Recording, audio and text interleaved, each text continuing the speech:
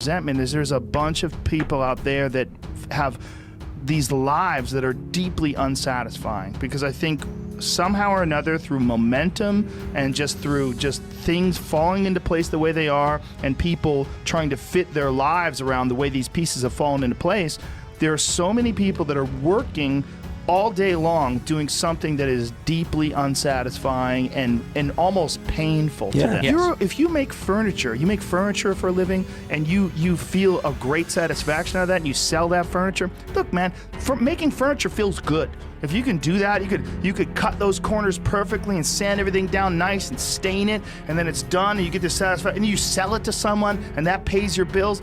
That is infinitely more satisfying than being stuck in some fucking cubicle working for someone that you don't want to work for, having to have these stupid fucking office meetings, talking to people in human resources, sitting down with your supervisor where they evaluate your job performance, and you're not really, you really need to be enthusiastic about this company. This company is your future. This kind of you're like, fuck, kill me now.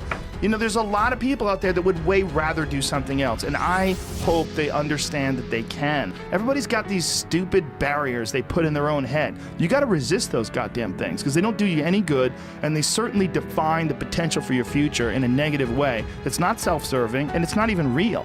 You put this artificial ceiling on the potential for what you're doing. If you hit a wall, okay, that just means you need to regroup and rethink. It doesn't mean that wall's there, especially when it comes to something like social media or like a podcast, something where you like it less, fix that. Figure out a way to do it. You can do that. And this idea that there's no way to get past the starting block today is just ludicrous. It's crazy. And it's just this poor thinking. And people that are trapped in bad situations, one of the problems is you feel like this is your future. You feel like you're fucked and you can't get out of that. There's no hope. There's no light at the end of the tunnel. There's no rainbow. And if you feel like that alone can be incredibly defining and limiting. But if you look at yourself objectively and say, okay, I kind of am fucked here.